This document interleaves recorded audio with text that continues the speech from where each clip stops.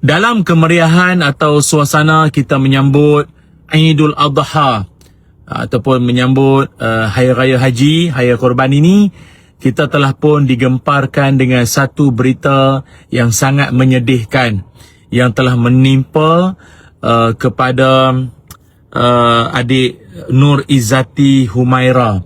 Adik Nur Izzati Humaira yang mana saya difahamkan beliau dan keluarga telah pun hiking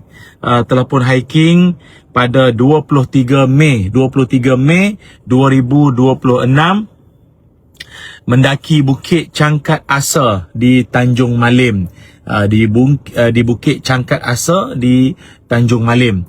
Dan mereka sekeluarga yang saya dipahamkan dia mendaki bersama ibu, adik, ibu saudara dan dua orang sepupu mereka pada jam 8.40 pagi. Dan kemudian masa perjalanan turun, kumpulan pendaki berhenti berehat dan Nur Izzati kemudiannya meminta kunci kereta dan beg galas daripada maknya, ibunya, kerana dia nak turun terlebih dahulu untuk berehat di dalam kereta kerana kepenatan serta tidak tahan panas lah. Dan kemudiannya pada jam 11.35 pagi, Ibu Izzati tiba di kawasan parking, namun mendapati Nur Izzati tak ada dekat kereta, tak ada di keretanya. Dan pada waktu itu beliau dipercayai hilang semasa menuruni bukit seorang diri.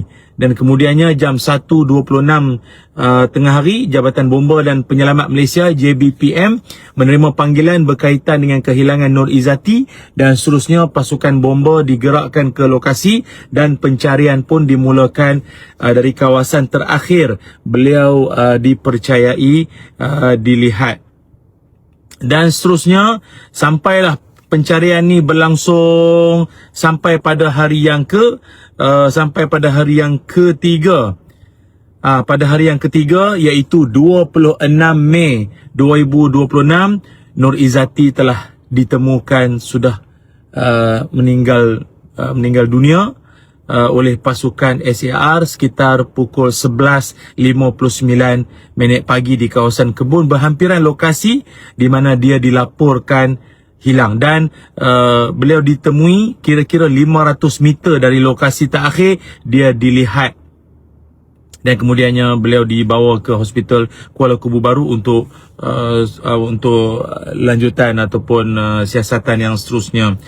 Inna lillahi wa inna ilaihi raji'un. Sangat menyedihkan, sangat menyayat hati. Salam takziah buat keluarganya.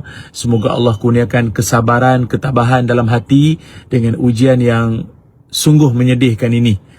Walau bagaimanapun banyak perkara lah dapat kita ambil iktibar dan dapat kita ambil pelajaran di sini. Sahabat-sahabat yang dirahmati Allah Ta'ala sekalian,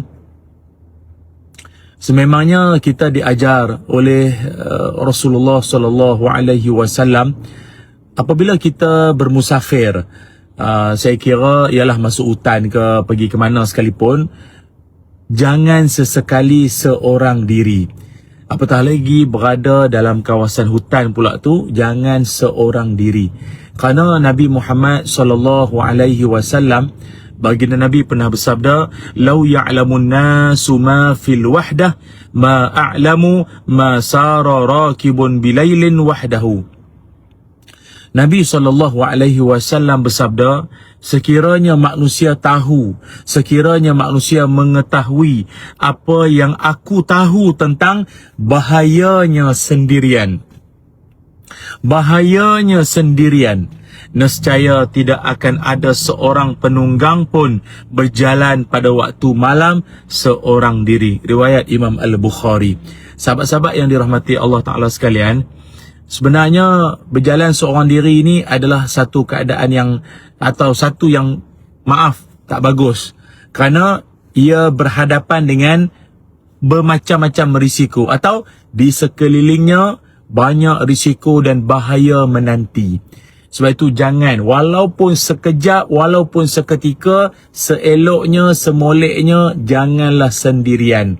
Walaupun dalam hadis ini Nabi SAW menyebutkan malam, namun tak kiralah waktu-waktu mana sekalipun, kerana dia isyarat kepada kesunyian, waktu-waktu yang sunyi, orang tak ada. Oh, ini sangat-sangat merbahayalah, boleh mengundang bahaya. Ataupun dalam hadis yang lain, Nabi Muhammad sallallahu alaihi wasallam, Nabi menyebutkan ar-rakibu syaitanun war-rakibani syaitanani wa thalathatu rakbun. Kata baginda Nabi, seorang yang bermusafir seorang diri itu seperti syaitan, 2 orang itu seperti 2 syaitan, dan 3 orang barulah dikira satu rombongan. Riwayat Imam Abu Daud, At-Tirmizi dan juga Imam Ahmad. Sahabat-sahabat semua, apa makna seperti syaitan ni? Bukanlah benar-benar syaitan, tidak. Maksudnya, cara itu tak baik. Maknanya kalau seorang-seorang musafir tu, cara tu tak berapa bagus. Berisiko terdedah dengan bahaya, gangguan, ketakutan, kecuaian, fitnah dan macam-macam boleh berlaku lah. Boleh berlaku. Sebab itu eloknya musafir biarlah ramai-ramai. Biarlah ramai-ramai. Jangan seorang. Jangan seorang. Kerana dirisaukan macam-macam bahaya menanti. Jadi saya pesan pada diri saya dan juga sahabat-sahabat yang lain supaya lebih berhati-hati, lebih-lebih lagi pergi ke tempat-tempat yang sunyi. Kerana kita pun sedia maklum, saya tak menafikan, saya tidak menafikan mungkin ada kaitan dengan apa ni, gangguan makhluk halus ke jin ke apa. Saya tidak menafikan, sebab bagi kita orang Islam, wa ma khalaqatul jinna wal insa illa liya'budun. Tidak aku jadikan jin dan manusia itu melainkan untuk beribadah kepada Allah. Ini bermakna kewujudan makhluk jin itu it's real, benar-benar wujud.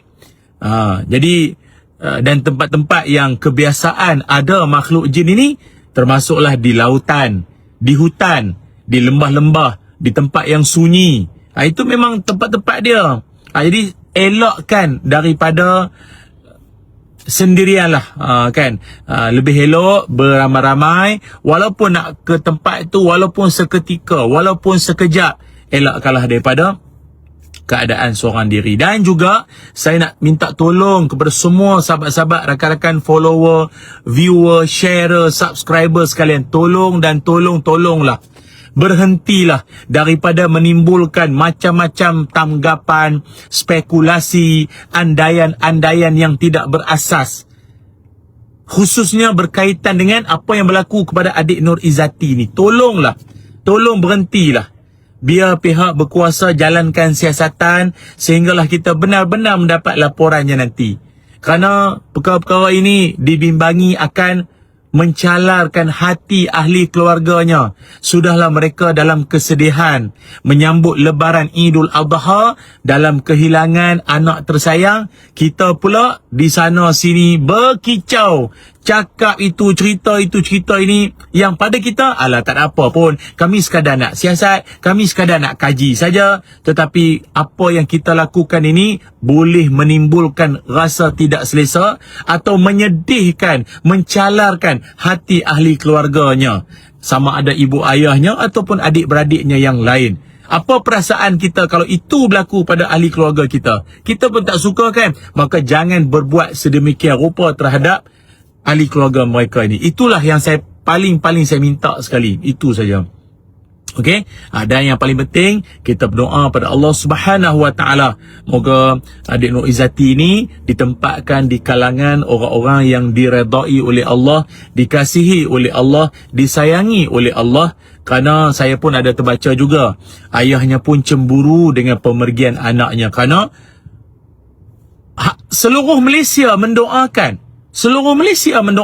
Hatta di corong-corong radio pun mendapat liputan akan pemergian ataupun daripada kes kehilangan beliau lagi, sampailah berita penemuan jasadnya yang sudah tidak bernyawa itu diketahui dan didoakan. Sebelum tu disolat hajat semua. Ya Allah, baik, anak yang salihah, insya-Allah ditempatkan di syurga Allah Subhanahu Wa Taala. Amin ya rabbal alamin.